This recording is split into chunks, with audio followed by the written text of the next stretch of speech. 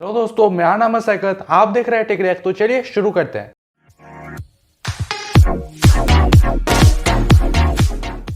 तो यार, आज के वीडियो में हम लोग सीखेंगे आप अपना मोबाइल डेटा का स्पीड को कैसे बढ़ा सकते हैं।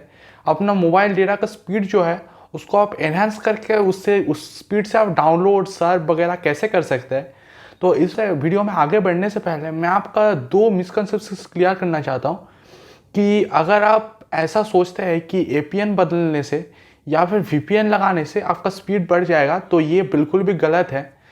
क्योंकि अगर मैं फर्स्ट चीज़ की बात करूं तो एपीएन का फुल फॉर्म होता है एक्सेस पॉइंट नेम्स।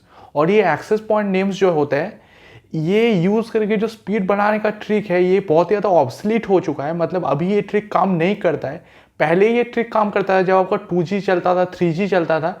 क्योंकि तब जो है वो कंपनीज अलग अलग एक्सेस पॉइंट नेम्स लगाते थे। 2G के लिए अलग होता था, 3G के लिए अलग होता था। तो लोग क्या करते थे कि 2G यूज़ करते हुए एक्सेस पॉइंट नेम को चेंज करके 3G में कन्वर्ट कर लेते थे और उसके बाद उन लोग को स्पीड थोड़ा सा ज़्यादा मिल जाता था। लेकिन ये चीज़ें अभी नहीं काम कर रहे हैं। तो मैं आपको ज़्यादा डिटेल्स में इस चीज़ को एक्सप्लेन करके बोर नहीं करना चाहूँगा। और अगर मैं सेकेंड पॉइंट पे जाऊँ तो सेकेंड पॉइंट में मैं आपको यही बताऊँगा कि आप सोचिए एक बार कि मैं अगर एक वीपीएन कनेक्ट कर रहा हूँ, अगर आप वीपीएन जो है वो किसी बाहर के कंट्री में कनेक्ट कर रहे हैं, फिर तो मतलब आप पूरा बेवकूफ़ है। सॉरी, मैं आपको यहाँ पर ऑफेंड नहीं करना चाह रहा हूँ, लेकिन मतलब ये आप ही सोचिए कि कैसे हो सकता है। फॉर एग्जांपल, हम इंडिया में रहते हैं, तो हम अगर कोई वीपीएन जो है वो अमेरिका कनेक्ट करें तो हम एक अमेरिका का आईपी एड्रेस ले रहे हैं।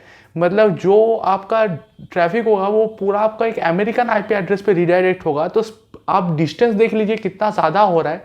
तो ज़्यादा डिस्टेंस से आपका स्पीड बढ़ कैसे सकते हैं? आपका स्पीड घट जाएगा ये हो सकता है, लेकिन आपका स्पीड बढ़ेगा कभी भी नहीं। अभी आप कहेंगे कि मैं इंडिया का वीपीएन यूज़ अगर करूँगा तो क्या होगा। तो आप अगर इंडिया का वीपीएन यूज़ करते हैं तो स्पीड में जो डिफरेंस है बहुत सारा नहीं होता है। कभी आपका थोड़ा सा बढ़ जाएगा, कभी आपका थोड़ा सा कम भी हो जाता है, लेकिन आपका जो स्पीड है उसका डिफरेंस बहुत ज़्यादा नहीं होता है। ये मैंने खुद ट्राई करके देख लिया है, इसीलिए मैं कह रहा हूँ आपको। तो इन सब चक्करों में आप मत पड़िए। मैं आपको आज दो जो है वो जेन्युइन ट्रिक्स बताऊंगा जिसकी मदद से आपका स्पीड बढ़ जाएगा इंटरनेट का। अगर आपको मेरा एफर्ट थोड़ा सा भी पसंद आ रहा है तो इस वीडियो को आप एक लाइक दे सकते हैं, हमारे चैनल को सब्सक्राइब कर सकते हैं और कमेंट सेक्शन में आप अपना सजेशंस बता सकते हैं। तो बिना किसी टाइम वेस्ट किए चलते हैं हम अपनी वीडियो पे। तो दोस्तों देखिए, मैं आ गया अपने एंड्रॉइड स्क्रीन पर। यहाँ पर आने के बाद आपको सबसे पहले अपने डायल पैड में चले जाना है पहले ट्रिक के लिए, और आपको कोई भी नंबर पे कॉल कर लेना है। तो मैं यहाँ पर 1991 में कॉल करूँगा क्योंकि मेरे पास एक जियो सिम है और जियो सिम का जो कस्टमर केयर रहता है उनका नंबर होता है 1991। तो वहाँ पर कॉल करने के बाद आपको उस कॉल को बैकग्राउंड में चलने देना है। यहाँ पर आपको ज़रूरी नहीं है कि आपको कस्टमर केयर में ही कॉल करना है। आप किसी दोस्त के नंबर पर भी कॉल कर सकते हैं, किसी रिलेटिव के नंबर पर कॉल कर सकते हैं। जो आपका कॉल को थोड़ी देर के लिए होल्ड करके रखेगा वैसे किसी नंबर पर कॉल कीजिए। और कॉल करने के बाद आपको उसको बैकग्राउंड में चलने देना है और अपना काम जो है वो कर लेना है। तो अभी मैं इस नंबर पर कॉल करके आपको एक स्पीड टेस्ट करके दिखाऊंगा कि इसका स्पीड कितना आता है। तो अभी कॉल के लिए मेरा वॉइस नहीं सुनाई देगा।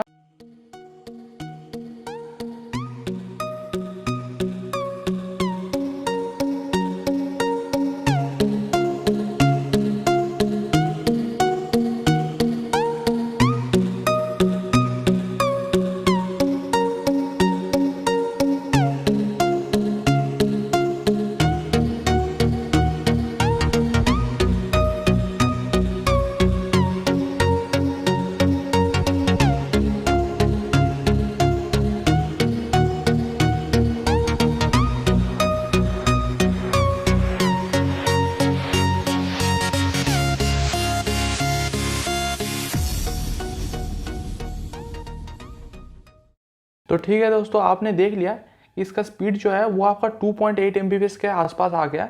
और मेरा जो घर है यहाँ पर जियो का स्पीड बिल्कुल भी ठीक से नहीं आता है और यहाँ पर जो है ये 2.8 Mbps भी बहुत ही ज़्यादा स्पीड हो जाता है।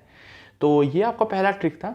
और अभी सेकेंड ट्रिक के लिए हम लोग को जो है अपना डीएनएस सर्वर चेंज करना पड़ेगा। अगर आप डीएनएस वर्ड से फैमिलियर नहीं है तो मैं आपको बता दूं, डीएनएस का मतलब होता है डोमेन नेम सर्वर। अभी आपको इतना डिटेल्स में इसको समझने की ज़रूरत नहीं है, लेकिन आप बेसिकली ये समझ लीजिए कि जब भी आप कोई वेबसाइट पे विजिट करते हैं तो उस वेबसाइट को जो है उसका आईपी एड्रेस फेच करने का जो टाइम होता है वो कितना देर में होगा वो डीएनएस सर्वर के ट्रैफिक पे डिपेंड करता है। तो हम लोग बेसिकली कुछ ऐसे डीएनएस सर्वर्स पे चले जाएंगे जिसमें आपका जो है वो ट्रैफिक को बहुत ही अच्छे से हैंडल किया जाता है, उसका स्पीड ज़्यादा रहता है। तो इसके लिए हम लोग को एक ऐप को डाउनलोड करने की ज़रूरत पड़ेगा जिसका नाम है डीएनएस चेंजर। तो उस ऐप को ढूंढने के लिए आपको प्ले स्टोर में जाना पड़ेगा और उसके बाद आप सर्च कर दीजिए डीएनएस चेंजर।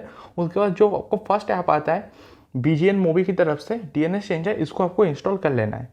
इसको इंस्टॉल करने के बाद आप प्ले स्टोर को आप बंद कर सकते हैं और बंद करने के बाद आपको इस ऐप में चले जाना है। तो आपको इस ऐप में जाने के बाद आप यहाँ से कोई भी डीएनएस सिलेक्ट कर सकते हैं। फॉर एग्जांपल आप गूगल डीएनएस सिलेक्ट कर सकते हैं, क्लाउडफ्लेयर, ओपन डीएनएस सिलेक्ट कर सकते हैं। जितना मैंने देखा है कि आपका ओपन डीएनएस जो है इसका स्पीड ठीक ठाक आता है इंडिया में। अगर आप किसी बाहर के कंट्रीज़ में रहते हैं तो आप क्लाउडफ्लेयर डीएनएस सिलेक्ट कर सकते हैं क्योंकि वो उसका स्पीड अच्छा आता है।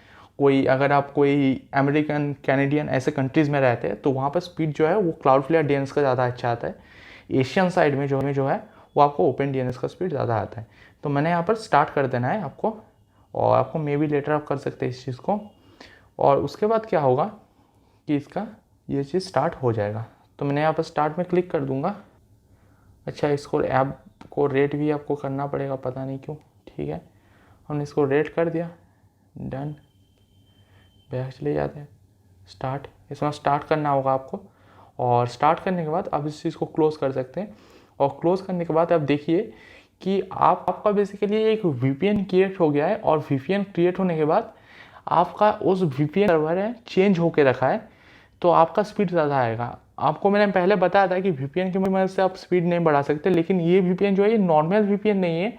इसमें जो है आपका डीएनएस सर्वर चेंज होके रखा है, तो इस वीपीएन में आपका स्पीड बढ़ जाएगा थोड़ा सा। तो वो भी एक बार चेक करके देख लेते हैं। हम एक बार फिर से fast.com पे जाएंगे, उसके बाद एक बार स्पीड टेस्ट फिर से कर लेते हैं, आपको समझ में आ जाएगा।